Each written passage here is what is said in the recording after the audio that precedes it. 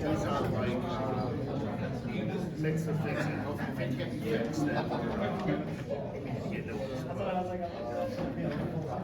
there's three of them, so they can like piece together. But it's pretty interesting, you know, like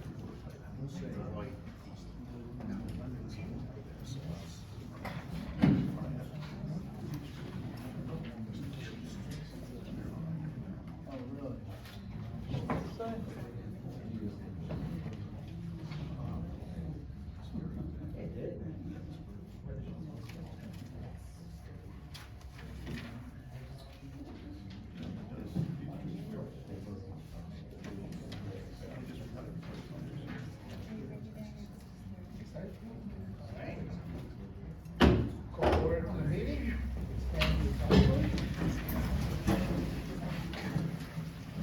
Allegiance to the flag of the United States of America and to the republic for which it stands, one nation, under God, indivisible, with liberty and justice for all.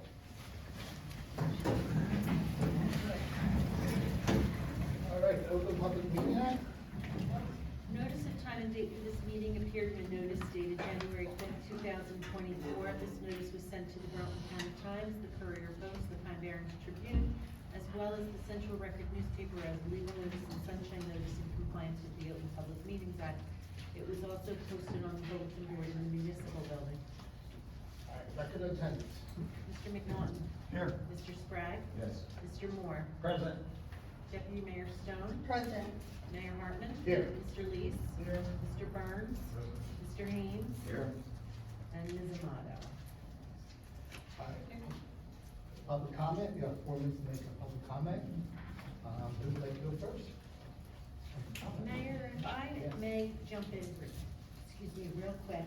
I did receive a letter from a Mr. Lance Saunders, who could not attend this evening's meeting, but he asked that I read his letter in public comment. Okay. May I? Yeah. Ms. Brown, thank you for turning my call. As I stated, my name is Lance Saunders. I reside at 106 Valerie Way, block 802.01, lot 25.47 in Tabernacle, New Jersey. I apologize, I am unable to attend the township meeting to be held Monday, January 22nd.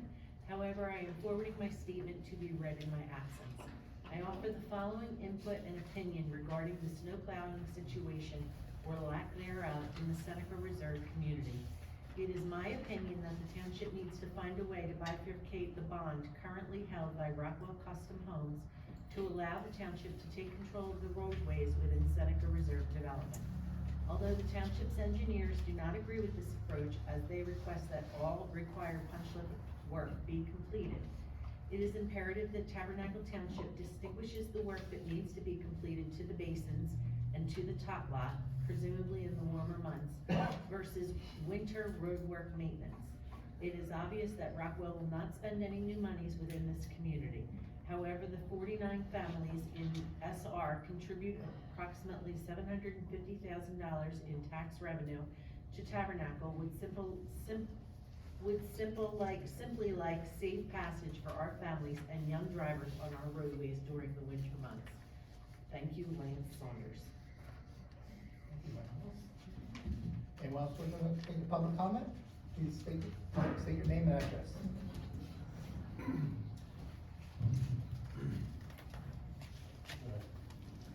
Yep, is the timer somewhere? I can see.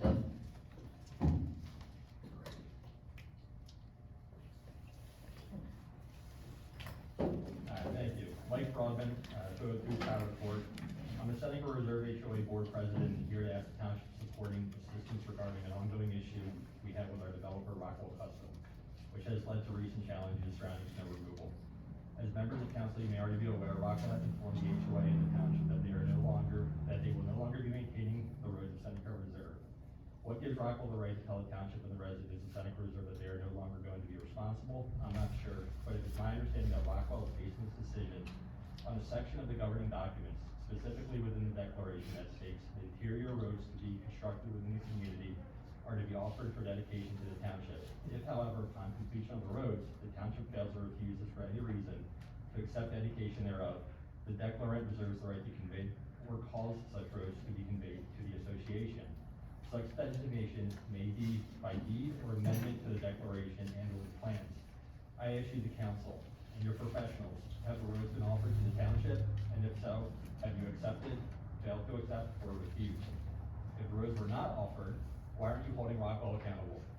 If the roads were offered, and the township either failed or refused, and if Rockwell is opting to convey the roads to the HOA, where is the deed or amendment to the declaration or the plans to put this responsibility on the HOA? Nothing has been provided to us. Rockwell should be accountable, and we need the township to hold them accountable. Absent that accountability by Rockwell, we need the township to support our community. Seneca Reserve is not a private community. We do not have private roads. The township provides trash collection services, branch collection, recycling services, school buses, and emergency services. Our roads are frequently visited by township vehicles. This past week, the township at least partially salted our roads during both winter storms. Why can the township provide the majority of services but choose to provide only limited salting and no snow plowing services? The residents of Seneca Reserve pay for the service in our taxes, just like we pay for all of the other services, and just like all the other residents of Tabernacle. Why is the township asking the residents to pay for this service out of our own pockets?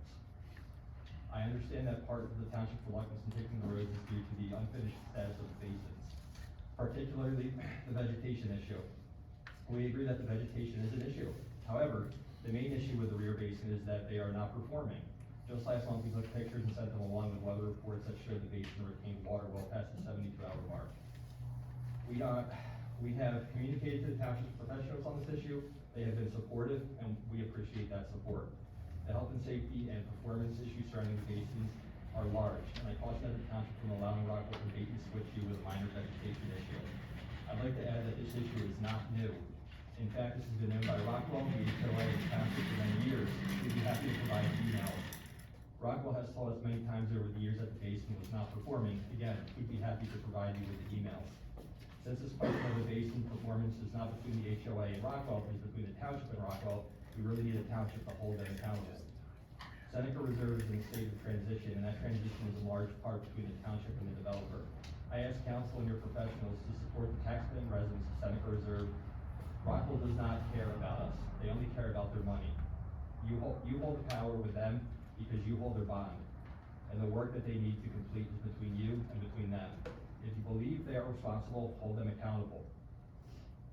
But in the meantime, I ask you to figure out a solution to the salting and plowing services can be performed immediately, as it is a major issue of public safety and fairness with the residents. I would like to mention, well, thank you.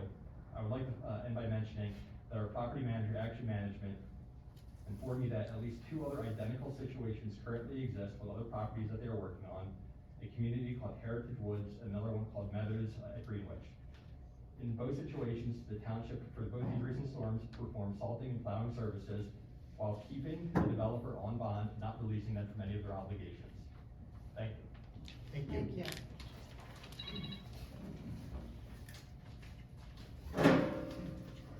Yes? Please state your name and your address for the record. Yes, hi, Ray Goss, 201 Schuyler Court. I'm also here to speak on behalf of Seneca Reserve. I live in Seneca Reserve, and I'm one of 49 homeowners in that community. I've lived in Tabernacle since August of 2019, and I come to you to just speak about our experiences with Rockwell Custom. I know you're no strangers to difficulties with that organization. You continue to experience challenges with this builder along with us.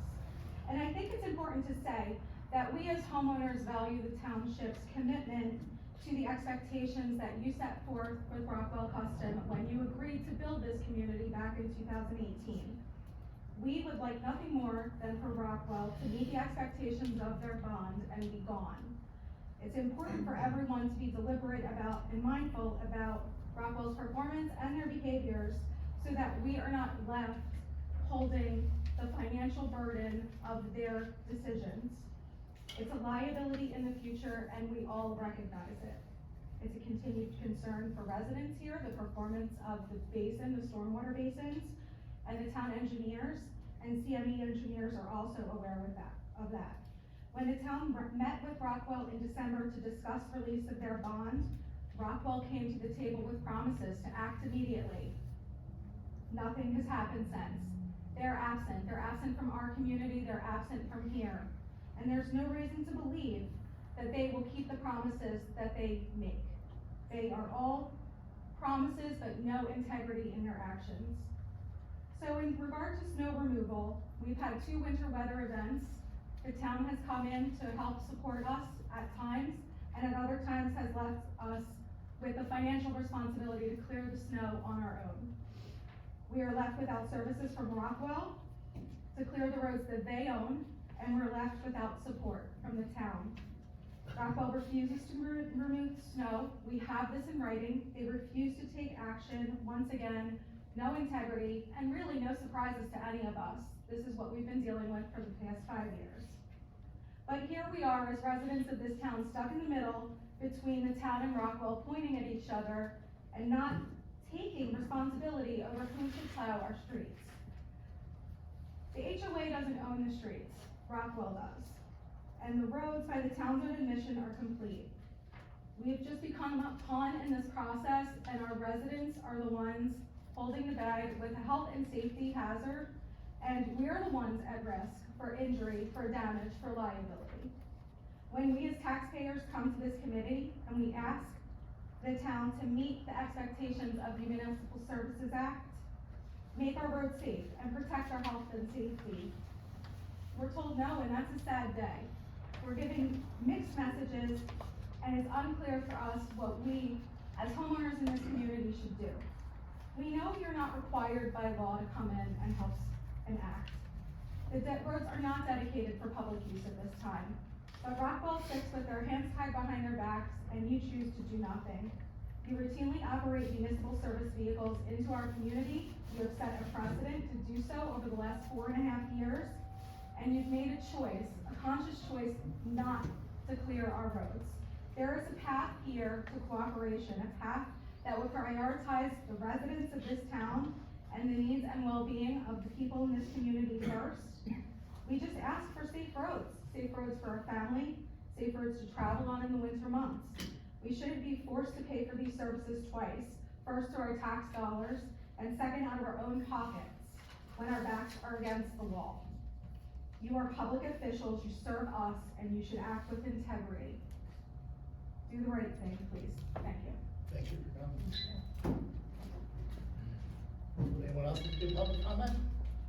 Can I ask some questions? I mean, I think this is an important issue, and I really feel that, Mr. Mayor, that we should kind of deal with this at this time, and talk about it. Number one, to our engineer, are the roads completed to your satisfaction? The roads are completed to the satisfaction that they've been built to plan and are operating appropriately, yes. Okay. For our lawyer, can we just release the portion of the bond and accept the roads and maintain the bond over the rest of everything else?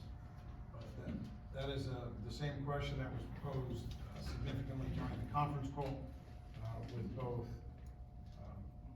the township engineer, the projects engineer, and myself. The short answer is that is not recommended by either the project engineer or the township engineer, and based on that recommendation, or borough or township council. The technical answer to that question is yes, but there would have to be a bifurcation of the two, of the current performance bond with outstanding work that deals with the top lot, that also deals with the drainage basins and some other punch list items, because now there's a further concern by the HOA that not only are the basins not aesthetically pleasing, but they also are not functioning as to code. So accepting the roads and carving them out and then reducing the bond based on a recommendation of the township professionals would not be in the best interest at this time. Okay. Second question, what's the liability they're paying full taxes now. And they get emergency services, the emergency squad goes in there, trash goes in there, right? Right, they have trash pickup, correct? Correct. So what would be the liability, or why can't we go in and plow? Mr. Gray, is that you? Yes. We haven't met. Hi, nice to meet you. I was on the conference call. You mentioned that you couldn't partially release the bond due to phase one being connected to the basin and the tot lot. Could you expand on that? So this project, and Mr. McNaughton was on the planning board at the time, that was approved. This project came in front of the board with two phases. Phase one was from Route 206 back to roughly just behind the rear basin of the property, large basin, that is indicated to me that is now having additional issues, that were raised. That was phase one. That project was bonded for the right of way of those roads within that portion of that project, as well as the stormwater management basin and the tot lot that are located in the back there. That particular bond is all tied together into one bond, and as the attorney had indicated, and I would agree with that releasing, you would have to, in my opinion, you'd have to release that bond in its entirety, and then try and force them, Rockwell, to put up a new bond, a new performance bond for the basin and for the tot lot, to complete those items. I don't know the legality of that, and I will leave that up to Mr. Burns, to direct you in how to deal with that. Phase two was from behind that basin back to Margot Lane. That was phase two. Those roads are complete. Those drainage structures are complete. As far as I'm concerned, phase two could be released. The only problem is, again, you would only be plowing half a development. To my question, Mr. Burns, legally, would be the problem if we went in and plowed? Well, the problem would be there's a difference between municipal services such as trash pickup and emergency services. Right?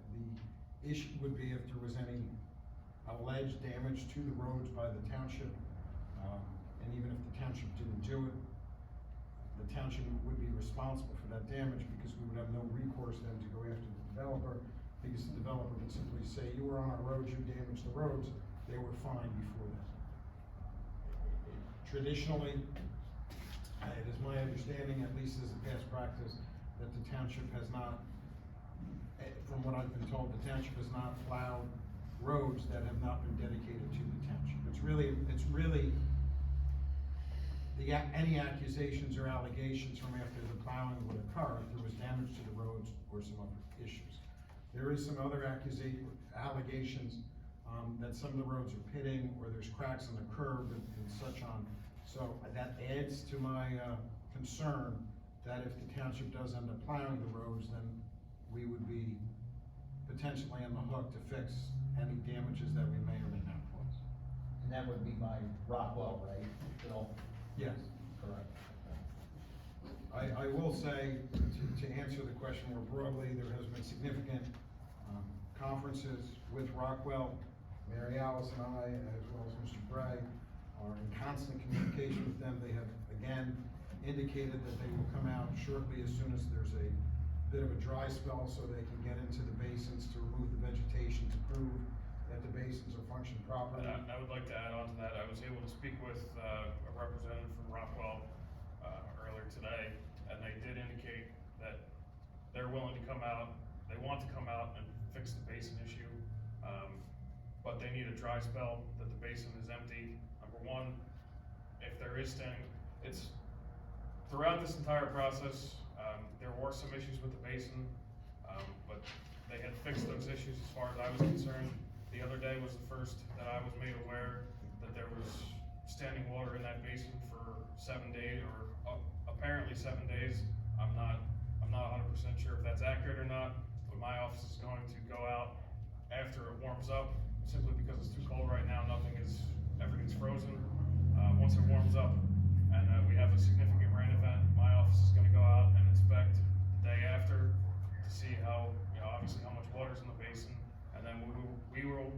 return 72 hours later with the hopes that it is empty at that point. If it is, that tells me the basin is operating as it is supposed to.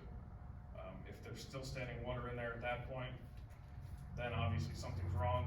Rockwell needs to fix that, and we will hold them, my office will hold them to that they need to fix that. But until I verify, or my office verifies that is the case, I don't have any legs to stand on telling them to fix something that may or may not be broken. So we will do that inspection, but they, like I said, they did indicate that they wanna come out and fix this right away. As long as they have a reasonable dry spell to dry the basin out, to get it warm enough where everything's not frozen, they will come out. They don't know when that is it's gonna be based on the weather. And at this point, it seems from what I've seen, I think Thursday or Friday would be the earliest that I would be able to get out there, but it's supposed to rain. There's a 50 or 60% chance later in this week for it to rain. So, you know, every time it rains or it snows, obviously that pushes it back a little bit further. But they do wanna come out and get this fixed. So prior, go ahead. I was gonna say, prior to this and the communications that I've had with both Ms. Brown, Mr. Lees, and Mr. Gregg, there was always an issue with the vegetation in the basins, and that needing to be removed. But it was brought to my attention, and Mr. Lees's and Mr. Gregg was at the reorg meeting, that it goes beyond an aesthetic issue with these basins now, Committeeman. It seems that there's a complaint that they're not functioning properly, which heightens my concern about doing anything with the bonds, because if it's beyond that, then we're gonna have to do some things to make sure, maybe invoke the performance bond, because there's a big difference between removing grass on an aesthetic level and actually making sure they're functioning properly. Bill, question for you. Talking about them, and I totally understand 100% where they're coming from, with getting the roads plowed. But we have another development that almost mimics this with Monarch, and we haven't adopted those roads yet, correct, over to the township. So where does that put us with them? Those roads have been presented for dedication. Okay. That is just pending approval by the committee to accept those roads. Okay. You know, there's another residential neighborhood in the township. I cannot, the name escapes me at this point. It's not the Monarch Woods, it's the other who are responsible for their own plowing. Bless you. But again, this is up to the committee. If the committee wants to assume, I don't wanna put that, but if the committee wants to assume the liability, they can decide to, as a whole, decide to do the plowing. Again, that's not a recommendation from the professionals, including myself, based on the totality of the circumstances. But I understand the concerns of the residents, and the professionals, of course, would always defer to the committee.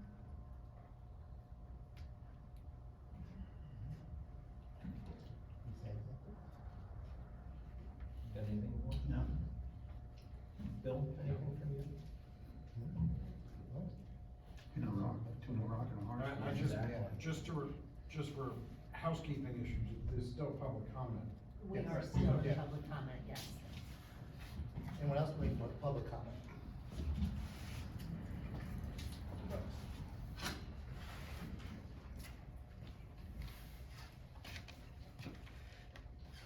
Good evening, Stuart Brooks, Mooresville Road. One area where change is needed is the way that agendas are set up. And the setup affects how these items come to you and how you deal with them.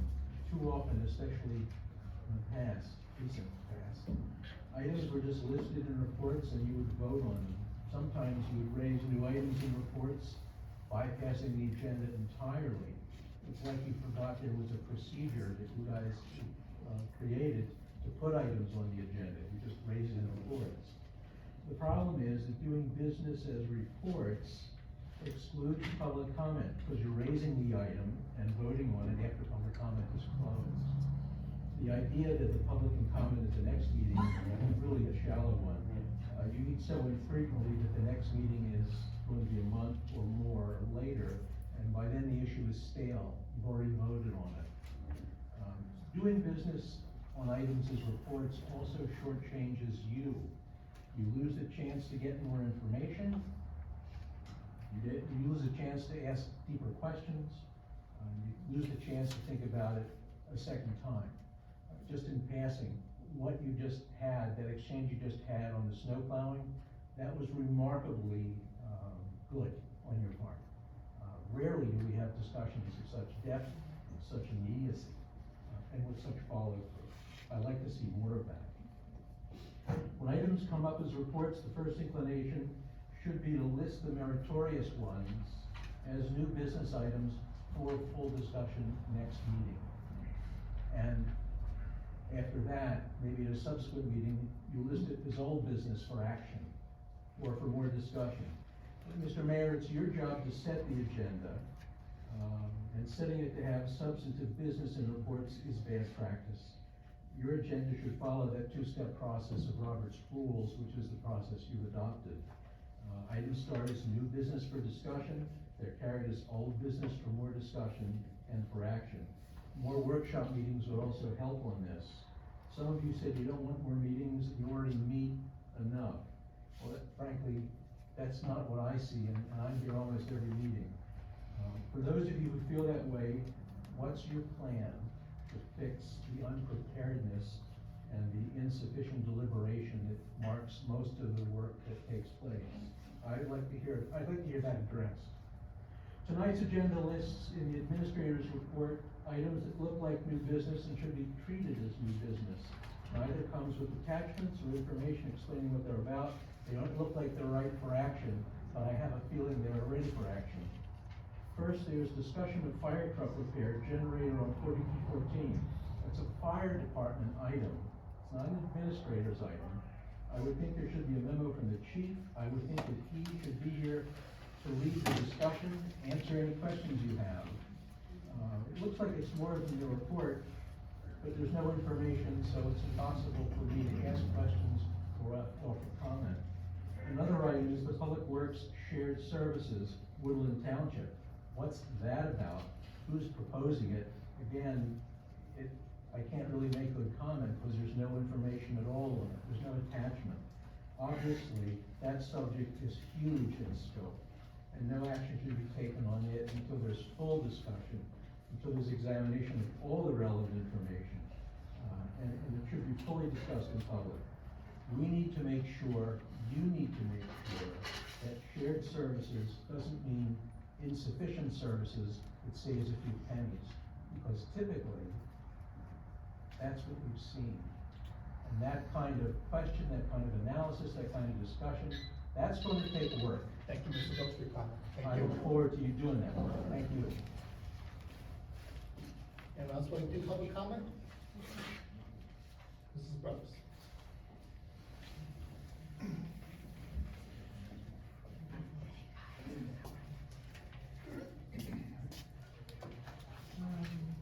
The timer, where is it? It's not visible. Now it's been got by Mr. Burns' papers. Are we still under the 4-minute rule? Before I start, okay, thank you. Fran Brooks, Moores Meadow Road. I want to refer first to the closed session resolution that you have on the agenda. You've checked off 2 reasons for going into closed session, but only explained the subject of one of the provisions. This makes this resolution illegal. And it's not only just illegal under the law, it's illegal under case law, and the case law is pretty clear about what anyone who looks at a closed session resolution, just a basic citizen should be able to know the topic that you're gonna discuss with regard to the provisions that are checked off. But we don't know that by this, so this resolution needs to be explained, and you can do that. You can add the subject before you go when you read the resolution. But from here on out, I would think that the clerk and the attorney, would by now know that when you check something off, that you have to have a basic subject that explains why you checked that provision off. And we don't have that. There's only one listed. Regarding your shared service agreement, with Woodland Township, I don't know how you could, at this point, think of combining a shared service, but there are no details, as Mr. Brooks said. And there have never been any cost-benefit analysis. We have tons of shared service agreements, but nobody knows whether they really benefit Tabernacle residents because there's no data on it. There are no cost-benefit analyses. I've asked for them, they don't exist, so I don't know what criteria you're using to determine that these shared service agreements are beneficial to the taxpayers of Tabernacle.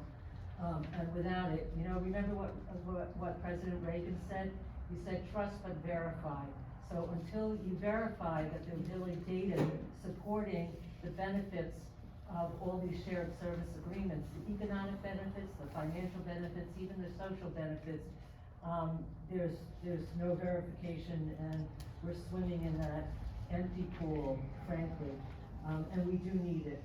I'm wondering if you're gonna take up the issue of the contracts and the personnel provisions, because we're still laboring under Ms. Amato's lousy contract, and lousy in terms of what taxpayers are gonna benefit from it, because she can walk out of this job within 2 years before she ever gets her RMC, which is the Registered Municipal Clerk certification, with all of the money that we have spent on her, and there'll be no compensation back to the township residents. It's very unfair to us, and it's time for you to change that. It's time to collect the $200 that Mr. Haynes took from us, which was unnecessary, because his full-time employer is supposed to pay for it. And, it's also time for township officials to pay for, these courses if they walk out. Mr. Balls left, Shana Gopic left, the former clerk, Mr. Fault, left way before, and left us with the bill, but if they were here 6 months, they were here a year maybe at the most. And we paid for all their training, and they walked out of here with no ability by this township to recover the money.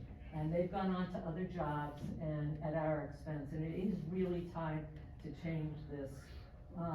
It'll be a shame if you continue the practices this practice that has gone on for years. That's part of the time for change, Mrs. Stone, okay? And we'd appreciate if you would take a close look at these issues. Thank you very much. Thank you, Mrs. Brooks. Anyone else want to make public comment? All right, we'll close the public comment. All right. Approval minutes. Oh, sorry. That's okay. Okay. I just wanted to respond to, what Mr. Brooks and Mrs. Brooks said. The items on this evening's report, none of them are requiring action. What I'm asking for the committee is, can I prepare things for action at future meetings? So there's no action going to be taken on those items tonight. Ms. Brooks, the reason there is 2 check marks on the resolution is both of the checked items apply to the one subject. It is both a contract negotiation and a matter involving an employee. So that is why there are 2 check marks, one reason. Again, the shared service, there has not been a cost analysis done, because I am just trying to get the temperature of the committee tonight as to whether or not they are even interested in a shared service. Thank you, Madam Mayor. All right. Approval of minutes, from December 7th, December 11th, and January 5th. Can I get a motion for approval? So moved. Second? Second. Move the second? To abstain. Motion's been made and seconded. Roll call.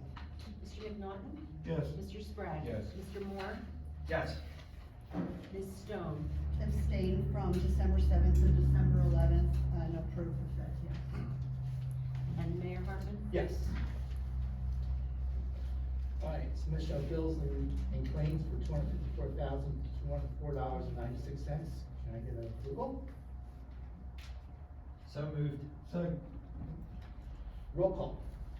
Mr. McNaughton? Yes. Mr. Sprague? Yes. Mr. Moore? Yes. Deputy Mayor? Yes. Mayor Hartman? Yes. There is no new business, no old business. Resolutions. Can I get approval for resolution 2024-41, resolution 2024-42, and resolution 2024-43. As listed on the agenda. So moved.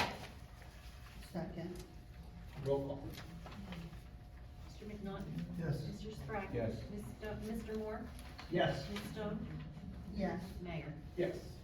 There's no resolutions, no applications, reports. Mary Alice. Okay, my October, Oprah report is submitted. December collections in the amount of $19,354 for miscellaneous items. The latest January municipal complex report is in the packet. The only thing to report this month is that the Pinelands application was submitted, to the commission on January 15th. First responders grant from South Jersey Gas, both our fire department and our EMS department, applied. The EMS was, chosen as a winner, so they did receive a $5,000 grant. The discussion on the fire truck, as I have made committee aware, the generator on 4314 did go. The generator is what supplies scene lighting at any accidents or fires, and it did die. So right now, our deputy chief is looking into whether or not it can be fixed, and if it can, what the cost is, if it can't, what that cost is going to be. So I have no numbers on that yet. The facility use agreement we've discussed in the past, I have obtained copies from other municipalities, and I am reviewing how other municipalities have done it. We are in the process of getting an energy analysis, I just brought it up tonight, an energy analysis from ACE to try and get a cost of what it's gonna cost for the field use.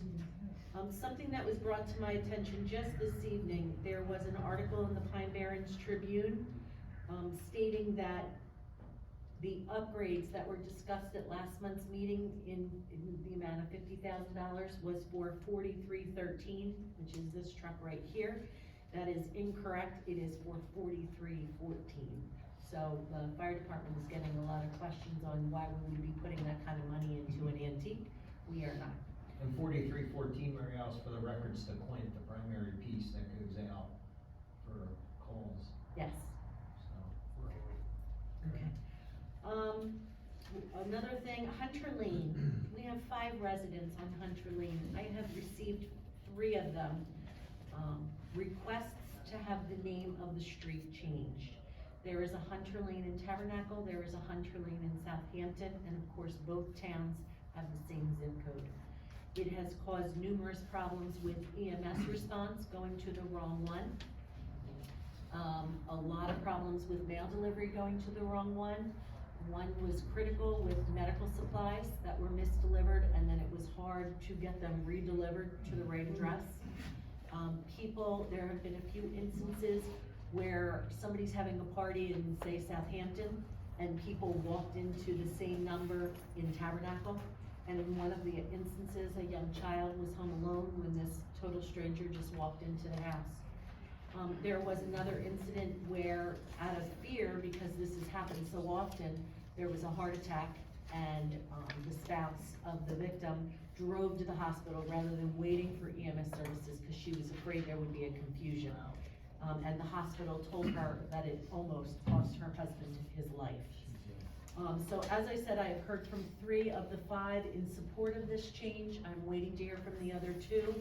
But with committee approval, if Mr. Burns and I can move forward in drafting an ordinance to change this street name, for first reading at next month's meeting. I'm good with that. Anyone have some discussion as to what the name should be? Because I'm not naming the road in New York. We need a motion for that? No, I'm making committee aware of it so Okay. that we can move forward with it, and I'll have it, Mr. Burns and I will draft it, we'll have it ready for first reading at the February Definitely meeting. something that'd be important to do. Very important. Any ideas for a name? First of all, you need a list of every name in the township now. Yeah, make sure we don't double it. Yeah.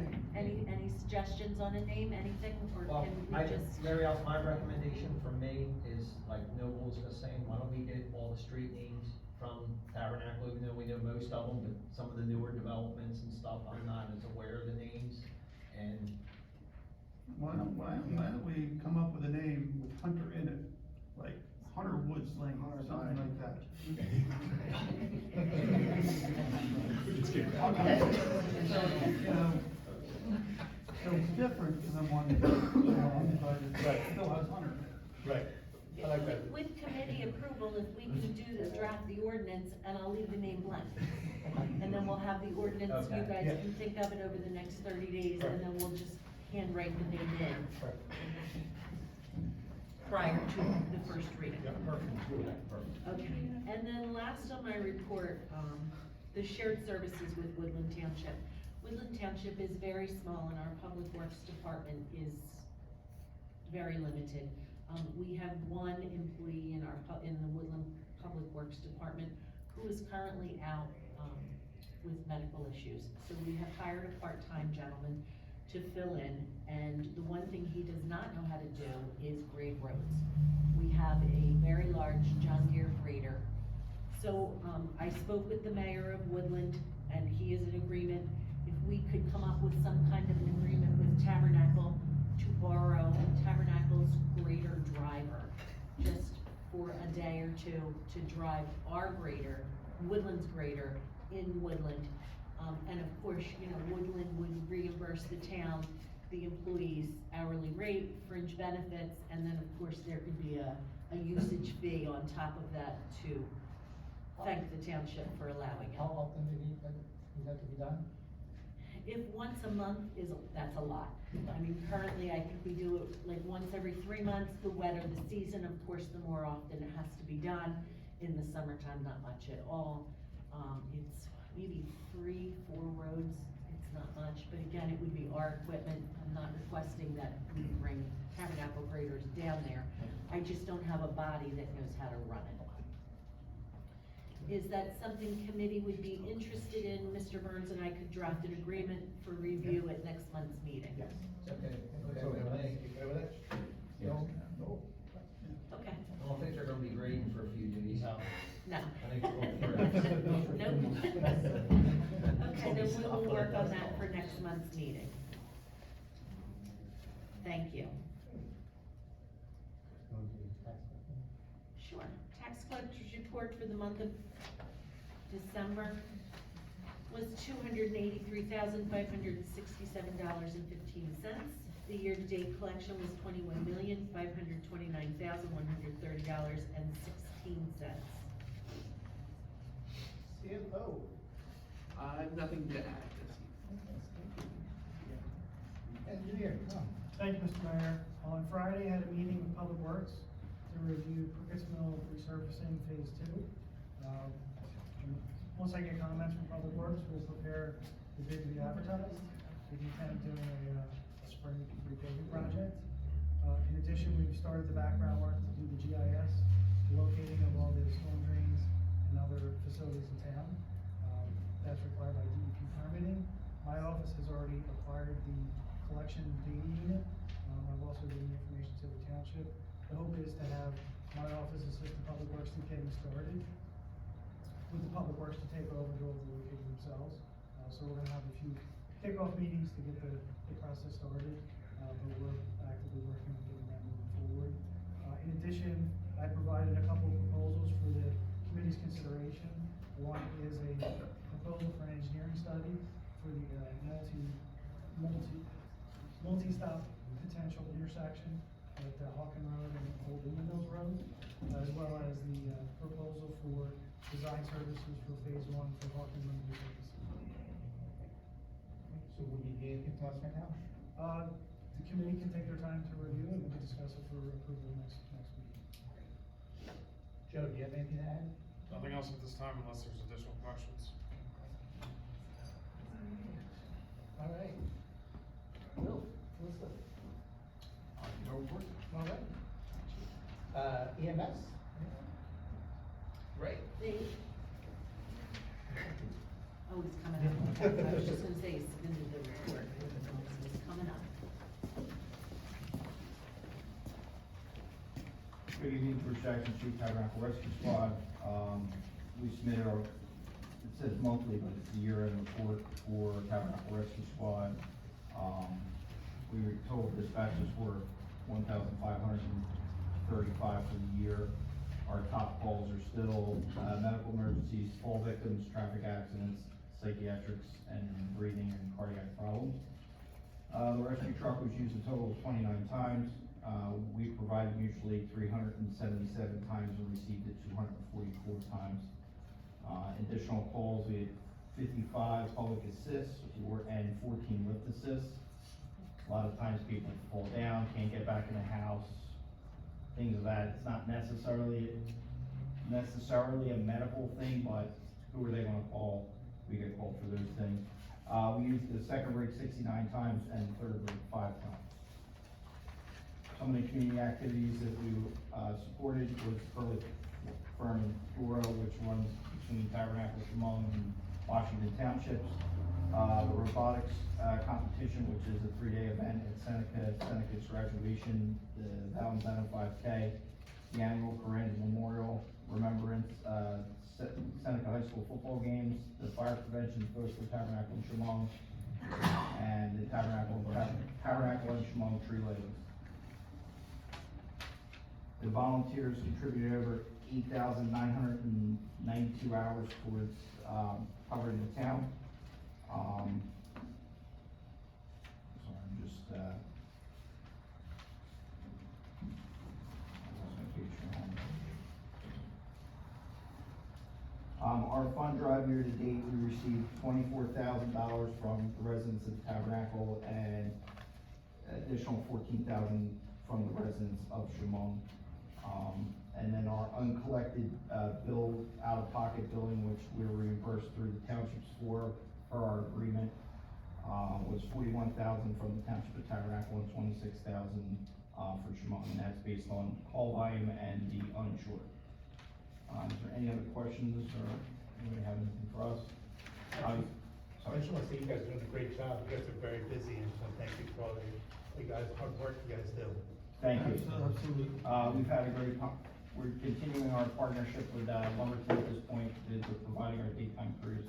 We're working forward to a solution of staffing. I'll be honest with you, as volunteers are less and less every day. We see it everywhere, fire service, EMS, it's getting harder and harder every day. One is the recruitment, getting people in the door, training. You're talking at least 240 hours of training, and then the main team, the ongoing training, plus the commitment that it takes.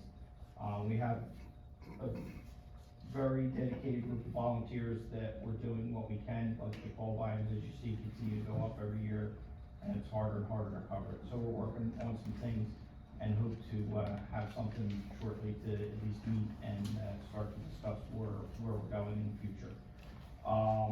You did speak of the grant earlier. Between President Vina and Captain Dave Klotz, they were the ones that came up with the idea to submit for that grant, and we're able to get that, and it's gonna be used for ice and water rescue equipment.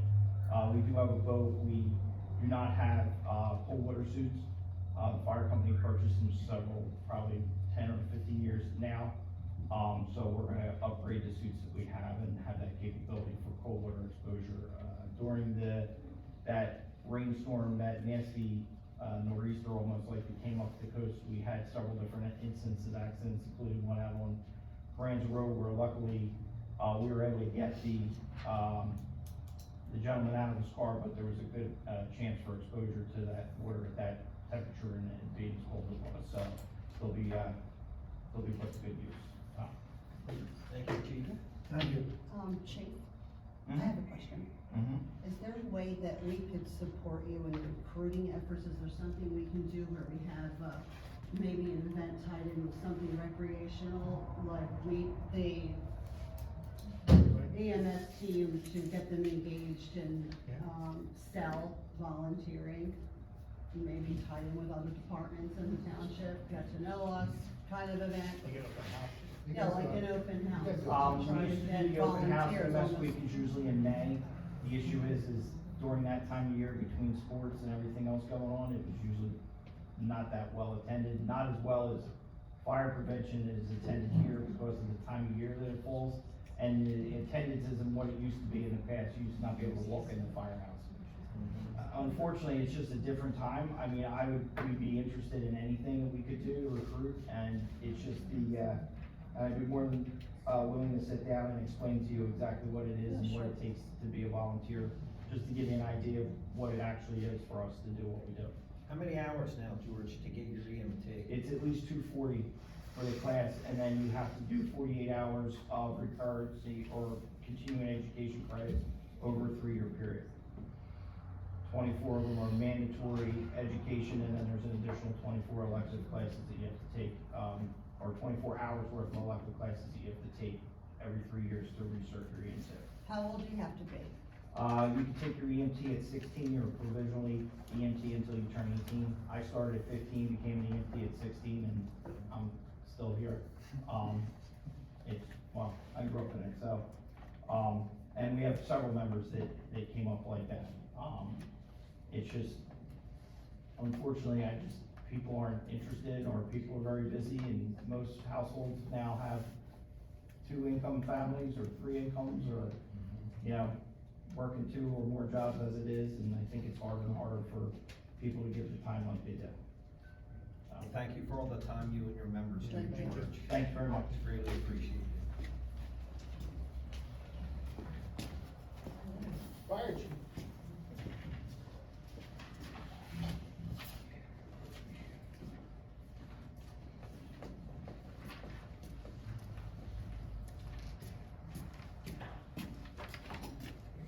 Hello, everybody. John Garroch, I'm Deputy Chief of the Fire Department. Just going to go over real quick a little bit of our year-end review and a little bit about the fire department. Calls to date, we had 353 responses for service. Training, we had 73 training events. One of our biggest training events is we were able to give 95% of our fire department, 95% of our department firefighters who capable, which is a very big thing for our ISO, which is Insurance Service Organization, your fire insurance. And it's also just the way New Jersey's going with crew board services. Training hours and call hours total is about 3,200 hours of volunteer service we did. Training alone was 1,540 hours. Special events, we had over 15 special events. We brought back roughly Breakfast with Santa. We were able to do various events with Seneca High School and within the firehouse. Out of everything here, though, the one big thing I wanted to go over, especially the residents here, this year was a very big year for structure fires in our town. We ended up having a total of 6 fires in town that were multiple alarm fires. We go off of initial, we bring a lot of fire companies here because we have no water in town, very big homes, and no water equals a very big fire.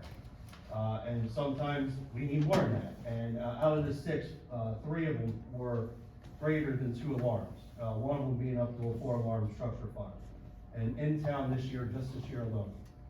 So we always bring, and we always tell everybody, when you go home, check your extinguishers in your kitchen, check your fire alarms, and talk to your family about escape routes. This is very important for us. Get your escape route, find a common point where you're gonna meet up, so you can tell us, so we don't go running in when there's nobody in there.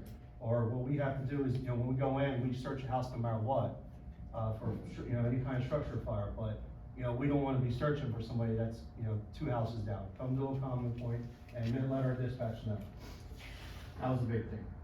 As far as equipment goes, we're getting there, slowly but surely. As you can tell in fire service, we are required to have a certain amount of equipment, whether it's tanker trucks or ladder trucks, stuff like that. Our ISO tells us this.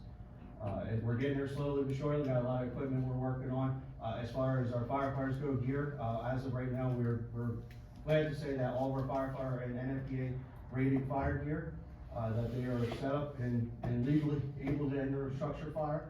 That we got that all taken care of. We're slowly but surely making other safety equipment better for the fire department, and slow process, but we're getting there. So any questions? Thank you for your hard work. Chief, just since Chief Jackson, whatever, what is the school for firefighter? Just so the residents can hear It's it. 220 hours, right? Yeah, I of time. I went to fire school in '98, it was a little bit different then. So, it's, yeah, I think it's like 200, and it's, Chief Jackson, we can reiterate, it's very hard. It's very hard, I mean, look at the incomes, people are working 2 jobs, 3 jobs, I work 2 jobs, and trying to get this, get it done here. Every member we have works, multiple jobs. It's hard to get membership, and for the fire service, when the pager goes off, we need a minimum 3 or 4 firefighters just to even get the truck to roll. We're not even supposed to roll the truck without that. And that's just luckily if we have 3 or 4 members sitting around. You know, during the day, it's very, very hard because everybody works 9 to 5. You know, everybody, you know, it's extremely hard. So we always encourage it, and, you know, it's free training, it's, you know, free equipment, it's free everything. It's just getting the people that get the time to show up. You've done a great job. Yeah, thank you so much. Yes, thank you very much. Thank you for Yep. everything. Thank you. Recreation Director? Okay. Public Works Director? May I report is? Yeah, nothing at this time. I was gonna read your report. Okay. They're incident and accident-free 172 days. They just had their hazmat collection day in snow on Saturday. It lists, in the report, it lists all the collections for brush collection. And then I just wanted to read, we received a really nice letter about Public Works, and I just wanted to read it. It was sent to our Public Works Secretary Natalie. I just want to extend my thanks and appreciation to the Public Works Department for taking care of the large pine tree that fell out of the edge of my property across Dale Drive from the recent storm. This was not the snow, this was the nor'easter windstorm.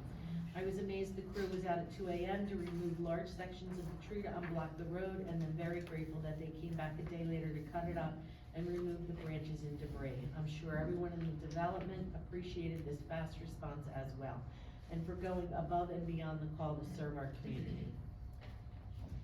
Thank you, Kevin. Our guys rocked it this weekend, they were busy. Exactly. Thank you for everything. We're lucky to have dedicated employees like these guys that do an awesome job. All right, committee comments, Mr. McNaughton. Yes, I have a couple.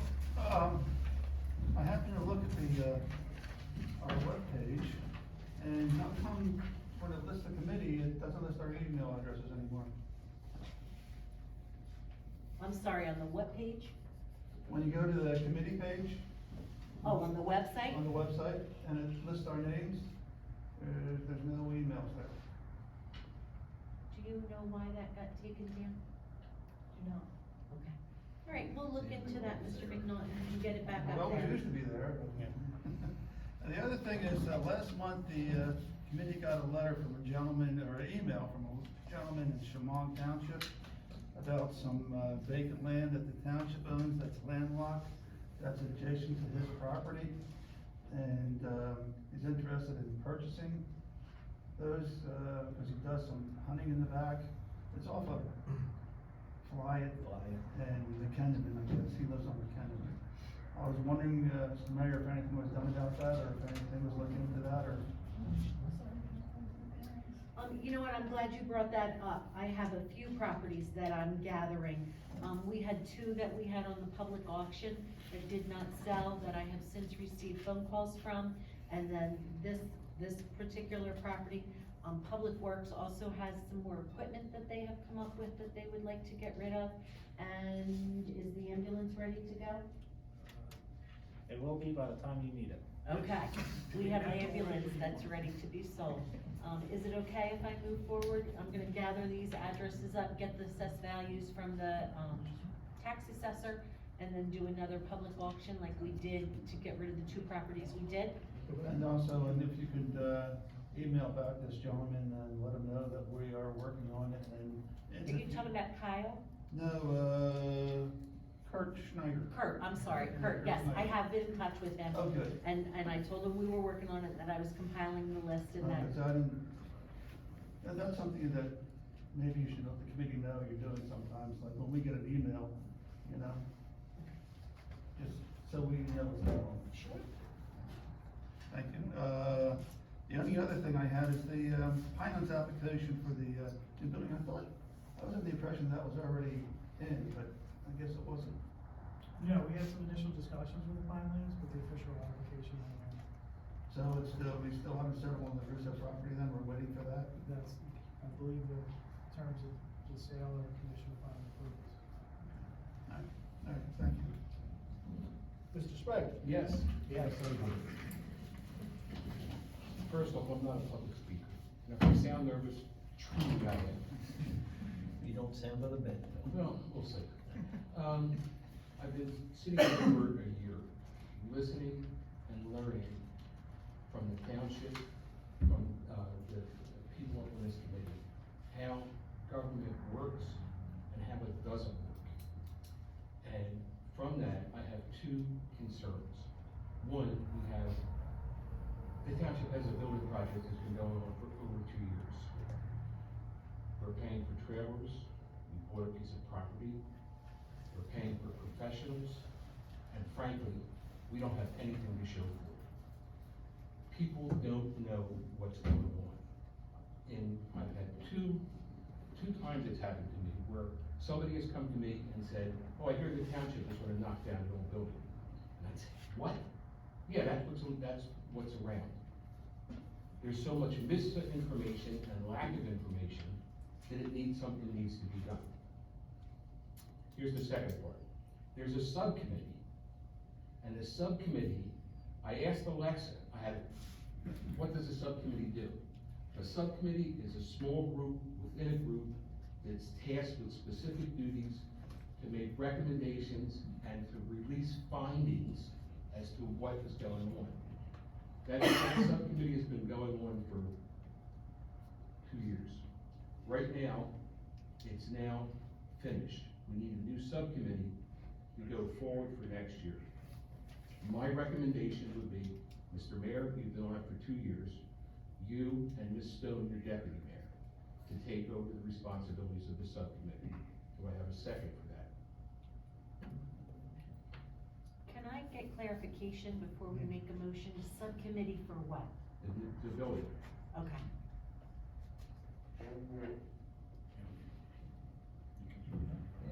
I'll second that. Put it up for a vote. All right, roll call. Okay, so it is for Mayor Hartman and Deputy Mayor Stone to run the subcommittee? Okay. Mr. McNaughton? Yes. Mr. Sprague? Yes. Mr. Moore? Yes. Deputy Mayor? Yes. Mayor Moore? Yes. Mayor Hartman. Sorry, Mayor Hartman.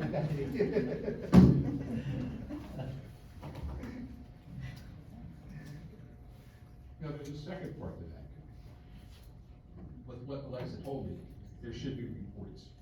And I recommend, make a motion that that subcommittee reports monthly to the committee and to the town, what's going on, what progress has been made, where we are with that building. I need a second. I second. Excellent. Now, brings me to my third point. Now, there's a motion and a second. Sorry, finish the motion. Roll call. Can I just be clear, so you want a monthly report from the subcommittee on what's going on? Correct. Okay, and you made that, Ms. Stone seconded it? Okay, Mr. McNaughton? Yes. Mr. Sprague? Yes. Mr. Moore? Yes. Ms. Stone? Yes. Mayor Hartman? Yes. That brings me to my next point. There has been, You said you weren't good at public speaking. what's happened is there is no direction to this building, as a committee person that I've seen. And what I need to know, a year from now, okay, I don't think it's gonna happen, but a year from now, when we break dirt, and Mr. Mayor and Ms. Stone, you get your white hat and little shovel, and you go out and dig a hole, and play a construction worker for that day. Day one. Day two is when the rubber hits the road.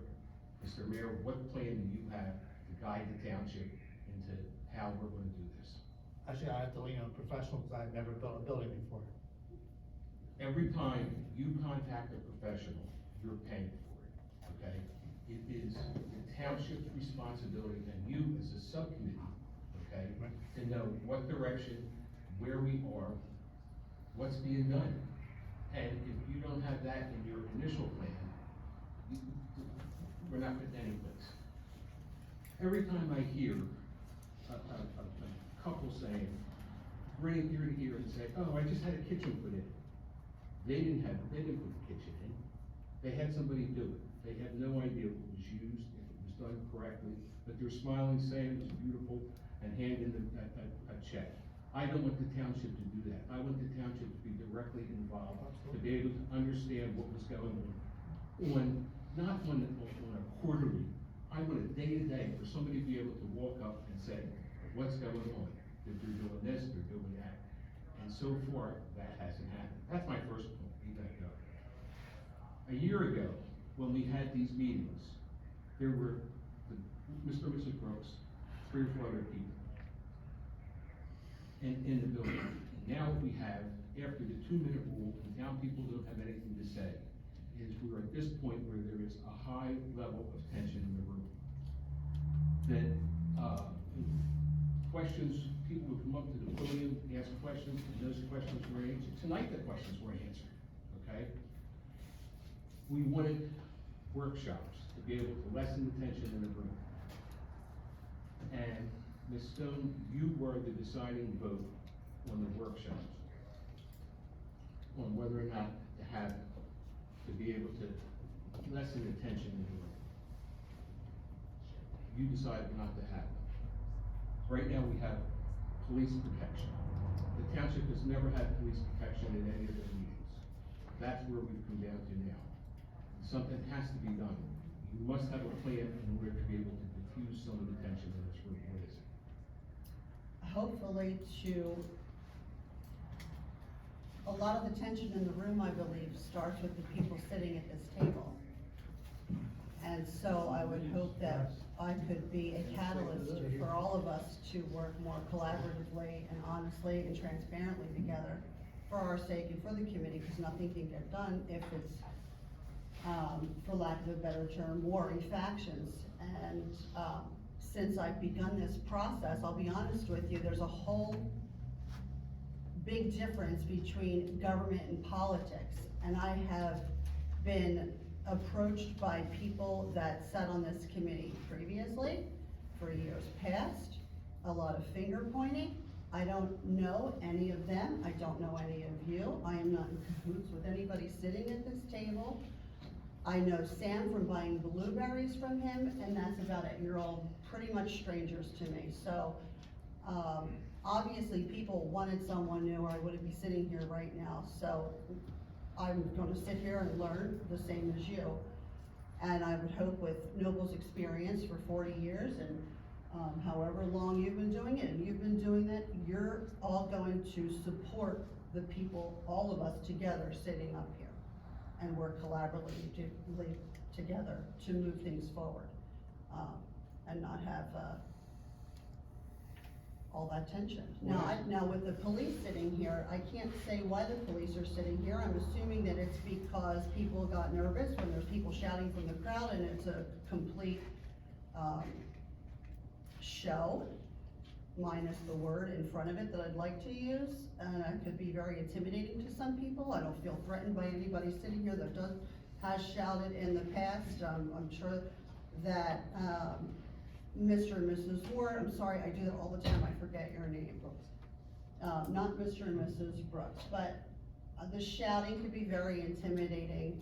It is uncalled for. I understand that the people in this room, whoever is sitting here, is passionate about their life here, whether it is on a federal level and the Constitution of the United States of America, or just here in our little circle of influence and circle of concern. So if we're all working together for our circle of concern and to do the right thing, and in the spirit of service and doing the right thing, we shouldn't have all these problems. So hopefully, I have hope. Well, I'd like to make a motion, if I could, that when a resident steps to the podium, his questions be answered immediately, if possible. If not, to have them presented before public comment at the next meeting with the proper answer, and address each resident, which is not being done. Can I make such a motion? So if the rule, may I answer that? No, there's a motion on the floor. Is there a second? I don't know, understand if there was actually a motion made. Yeah, I mean, that's what I said, the motion, the resident's question be answered right then, or if possible, if not, by the following meeting. I'll second it for discussion.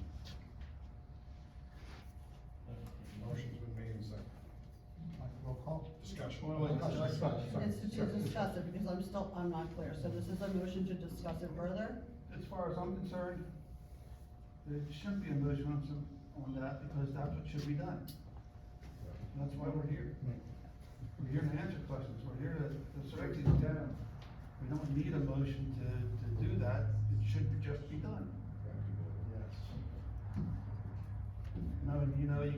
As they talk, you make a list of questions after the 4 minutes, you try to answer it. If you don't have the answers, then, I'll get back to you during the month, or our administrator or our lawyer will get back to you, or we'll have the answer at the next meeting. That's just the way we should operate. I think, since the mayor is actually presiding the meeting, I don't think we need a motion for it. We let him answer the questions and, That's what should be done. I don't think. You said more than quickly, thank you. I don't think we actually need a motion. All right, so the motion's been made and seconded. Mr. Strike, do you wish to withdraw your motion, or would you like to remain vote on? Yes, I do. Okay. Yes, I'll you do withdraw my what, second. withdrawal or what? I'll withdraw my second.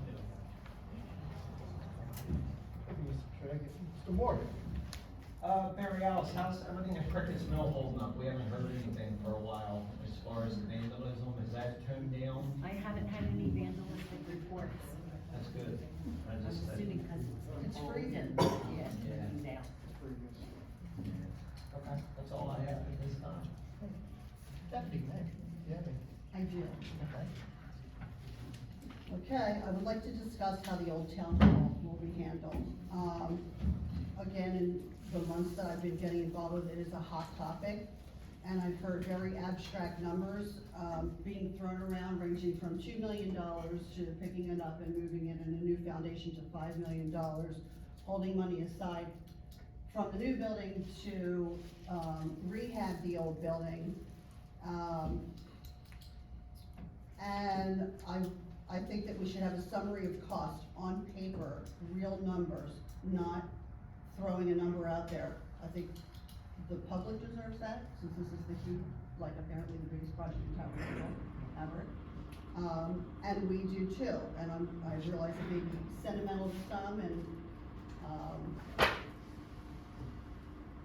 but it has to be cost effective to the taxpayers. We have to decide, one way or another, what we're doing with this old building, because the last report I read from 2021, there's things cracking, it needed an HVA system, it's not ADA compliant, it needs a new roof. Things don't get better with time, so that was 3 years ago, in 2024. And I've read the report, and it needs a new siding, the roof is leaking, it's not stabilized, it's not secure, there's separation, it needs an elevator, sprinkles, more restrooms, beams and joists, and I'm not in construction, but it's an extensive report from 2021. I also heard that years ago it was recommended that, that some of these things, be addressed. So I would like to, move for a motion for Rybro to do a cost analysis of moving, upgrading, repairing, the old building, to get a summary of cost on that, and, to get a cost analysis on demolishing it. Because if it can't be fixed, it can't just sit there to rot either. Yeah, I think. And hopefully decide on that in February, at February's meeting, because it's enough to keep talking about it. I would second that, because we do need to see numbers, hard numbers. I think we need to see it. I think if you're gonna go with all that, the engineer added to the motion should be tasking the township engineer to do a hazardous material review to see if there's no. Is that correct? Correct. Well, there's no insulation somewhere I read, there's, Could be floor interior tile- walls. Floor tile, mastic roof, the roof shingle's gonna have asbestos, pipe insulation, there's a lot of stuff that's in the area. Is Tom Boyd here anywhere? Yes, he's in the back. Tom, can you talk about that report and how it is right now compared to 3 years ago? Mayor, Yeah, can I, yeah, ask you that? absolutely. I'm good with it.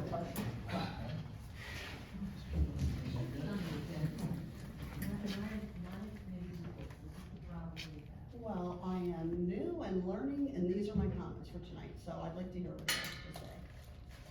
Well, that's good, but I don't think you're learning enough regarding Robert's Rules of Order, so my advice is, you pick up a book of Robert's Rules of Order, do a little study.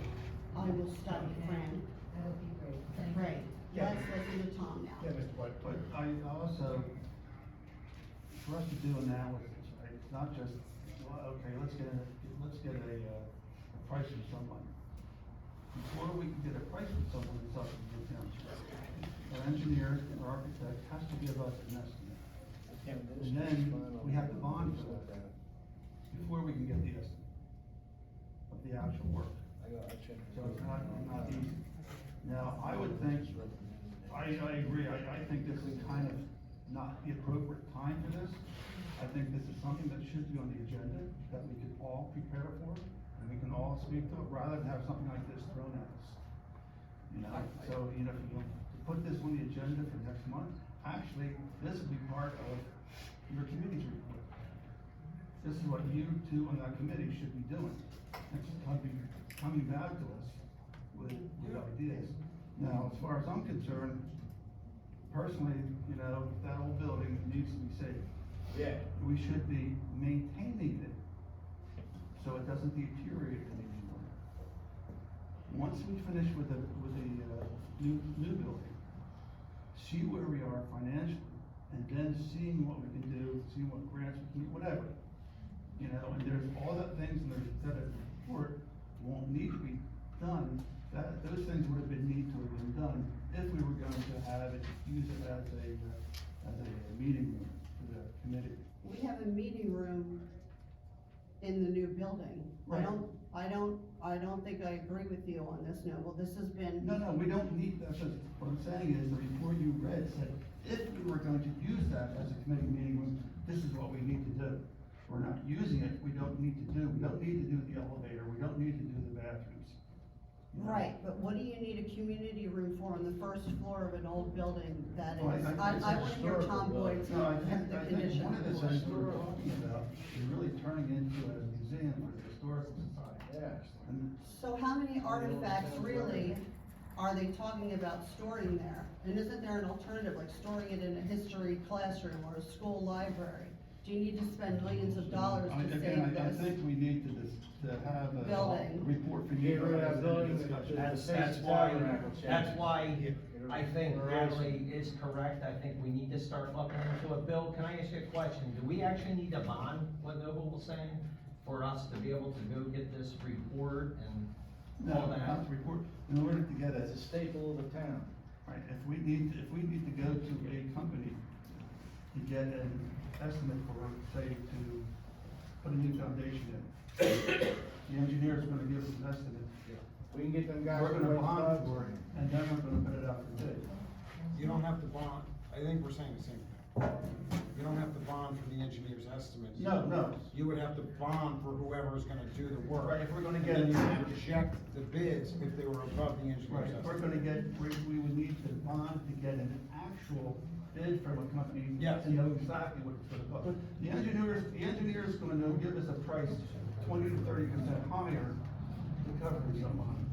Wait, but don't you think we should know what those costs are? Yes. It's just discussing, It's just the way I look at it, it's And we're discussion. getting- We're not actually We're sitting not here making bonding a to say decision we're gonna tonight fix it. on what we're We doing, just wanna know what it would cost. I think what Natalie's trying to say, and I don't wanna put words in her, mouth, is she's trying to be fiscally responsible. People hold sentiments that this is sentimental to me, and this can never be done. We'll dump $10 million into the building, but that might not be responsible to the taxpayers neither, from the other angle. That's the way I look at it, so I'm all No, about, you're I'm right. open-minded, let's look at everything. From my understanding, it is not historic, it's sentimental. And I don't, personally, and I'm a new resident, and I am here to represent the old and the new and everyone in between. I don't think that it is I don't know what it costs to say whether it is a wise expenditure of tax dollars to dump millions of dollars into the old town hall to store artifacts. And and it's great if there could be a grant given for that, but from what I've heard, the grants are not gonna be, millions of dollars to say that. But no matter what, there's numbers being thrown around, anywhere from $2 to $5 million. They should be real numbers so that we can see real numbers. And, I wouldn't withdraw my motion with that. And, I don't wanna okay, withdraw. No. So there's a motion, Ms. Stone, you made a motion to task Rye Bread and the township engineer to put together a cost study to both repair and refurbish town hall, and on one hand, and then on the other hand, to demolish. Correct. So the new foundation, the septic system, the HVAC, So everything everything that we do. So everything along the building to fix and bring up to code, to whatever the basic code is, to go to, I believe, Committeeman McNaughton, is not, use of the second floor is not the elevator, but to bring the building up to codes to make it a safe facility versus demolishing it. Is that accurate? Yeah, from what I understand, any upgrades done by today's standards are still gonna leave it not up to code. Well, the bathrooms Whatever. would have to be done because they would have to be ADA compliant, but I think Mr. Boyd can, if the committee's inclined to let him speak, I think he can clarify the motion so the committee will know exactly, because I'm not doing a very good job. Thank you, Counselor, you're doing an excellent job. My recommendation would be, in fact, that there has been a subcommittee appointed tonight, that maybe the subcommittee, myself and the township administrator get together to look exactly where you wanna go for it, report back at the next meeting with a recommendation based on that. But not to interrupt and but I think that's the issue for, and she does a better job speaking than I do, for Committeewoman Stone, is she doesn't know what she wants to do with it because she doesn't know what it's gonna cost to do either one of them.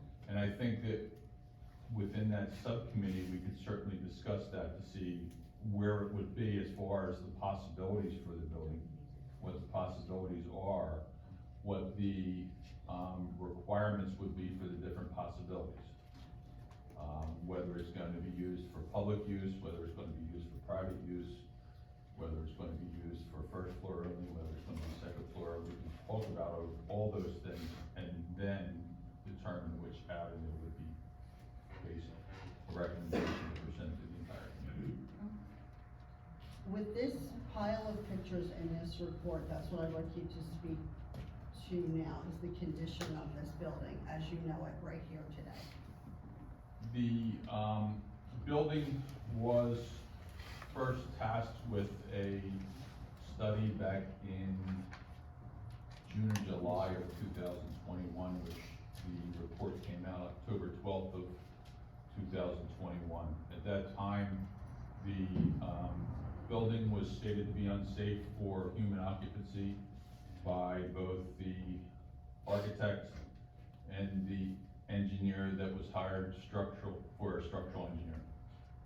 Based on that report, I issued an unsafe structure notice that people had to be out within 3 months. That was due to some shoring we had.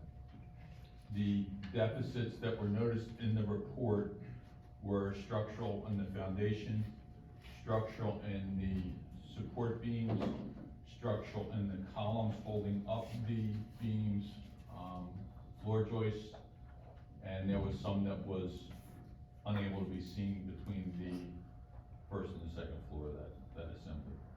There was also some, what I would consider to be minor repairs that would be required for the roof in the attic. I did in fact have Mr. Sprague with me one day. He actually went through and observed some of the conditions. The heat has been turned off for, I believe, the past 2 years. I think it's about what it's been the last 2 winters. And this has been the first winter where we have really had any type of snow since then. There is a degradation of some of the structural beams.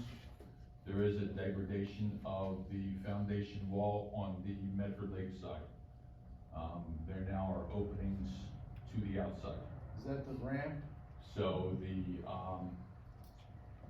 that needs to be secured. The degradation in the beam that was there back in 2001 has gotten progressively worse.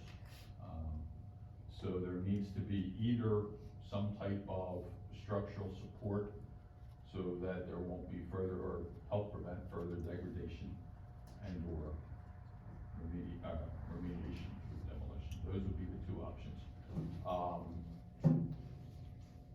Regardless of what this committee does, something needs to be done. I will say that, okay, where we can have 3 different opinions, something needs to be done, because, it is not getting any better sitting there. During the past week, we've had numerous instances where we've had freezing, thawing, freezing and thawing.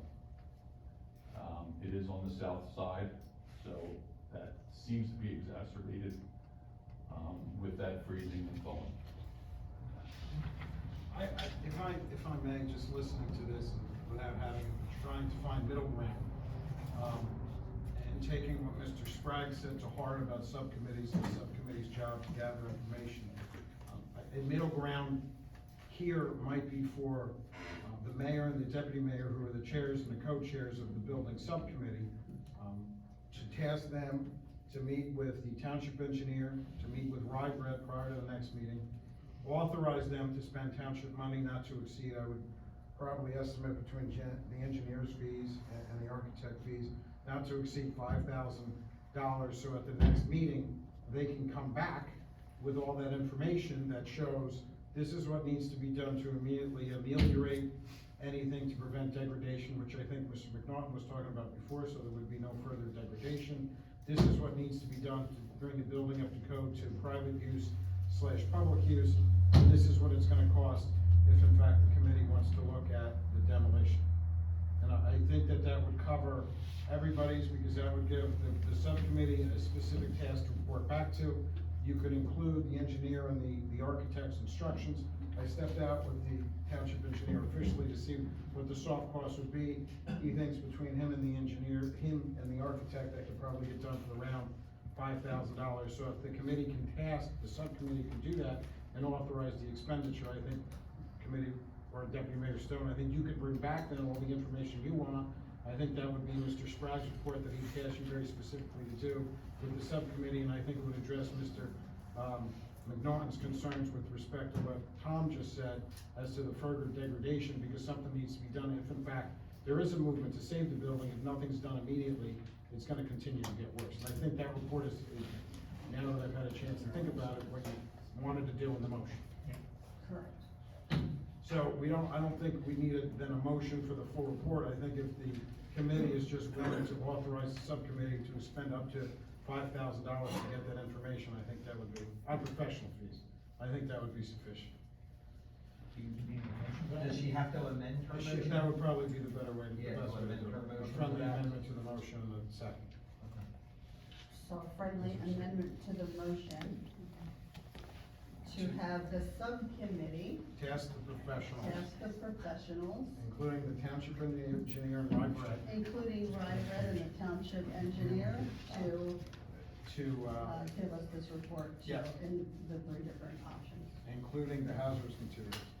including the hazard Yep. materials. So second. Second on that?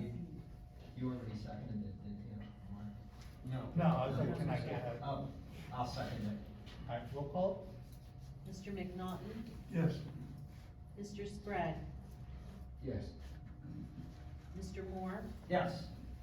Ms. Stone, Yes. Mayor Hartman. Yes. All right, my turn. May I just interrupt just for a second, because I have just a quick thing. The building is subject to deteriorate because the heat is at a lower level. Am I correct? It's all. It's off. Would the building stabilize more if the heat were turned on? I think that'd be more a question, I mean, just my personal opinion would be is that the heat was on, you have less of that cold coming in, Exactly. you have less of that, freezing and thawing and freezing and thawing. I mean, It's better for the building. absolutely it's better for that. Even if it's kept just 40, 45 degrees. Even if it's just something to do it, but I do believe the committee directed, the administrator 2 years ago, if I remember correctly, to turn the heat off. So it hasn't. Because it was winterized. No, I'm just saying. It was winterized. It was winterized, absolutely it was. Yes. Winterize is different than heat, no heat.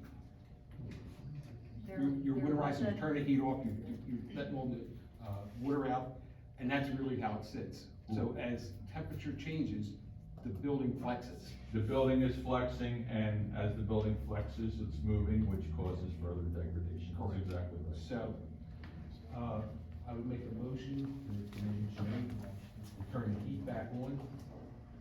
I will need a second. Second.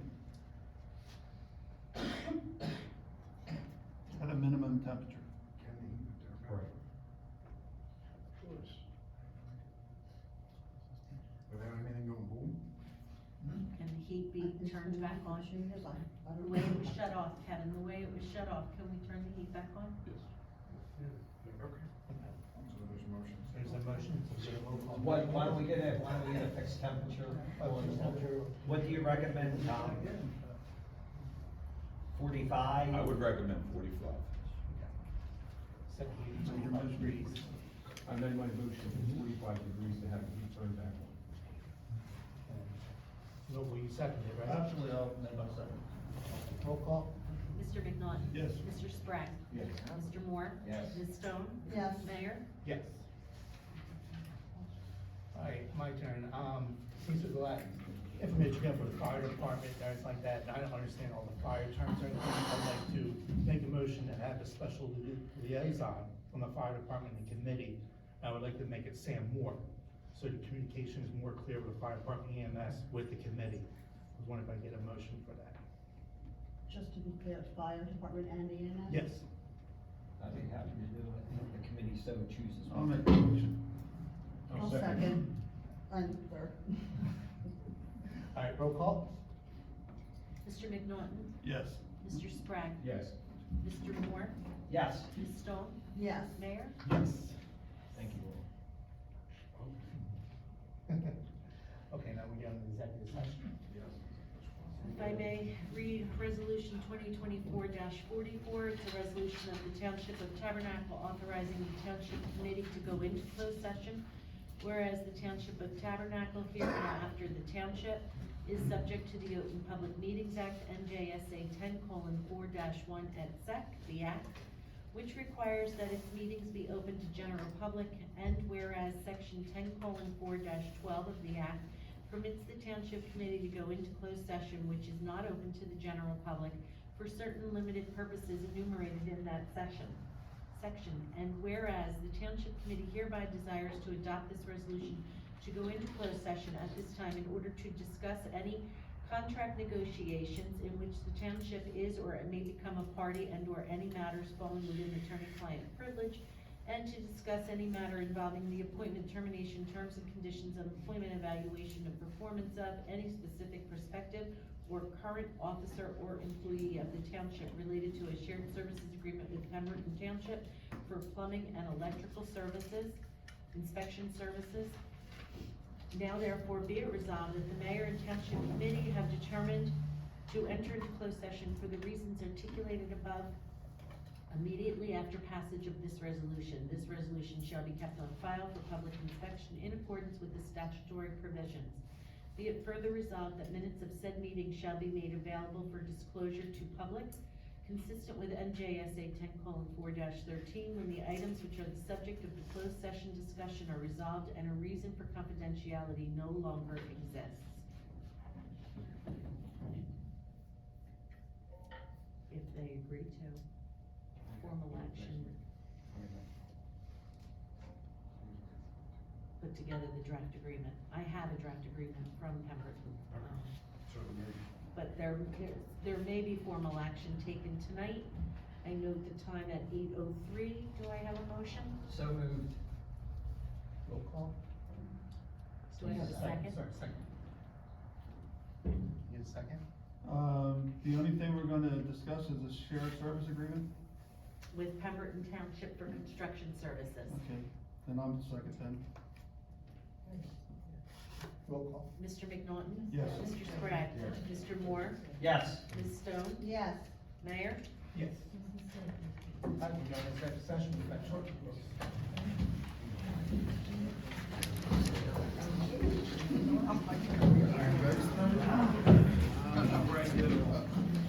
I'll see if I can get out of there.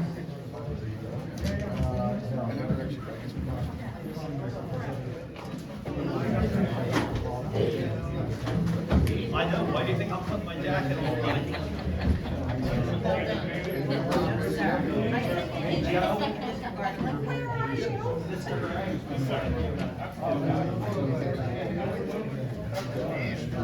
Come with Mr. Sprague.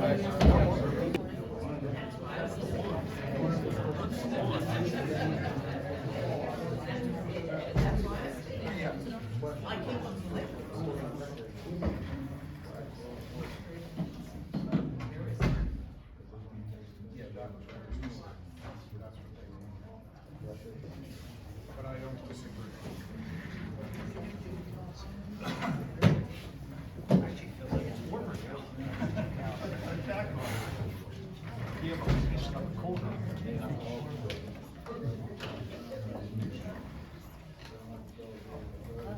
Mrs. Berger, how are you? I'm good, thanks, how are How's you? retirement? Wonderful, can't you tell I smile all the time? I make a motion to.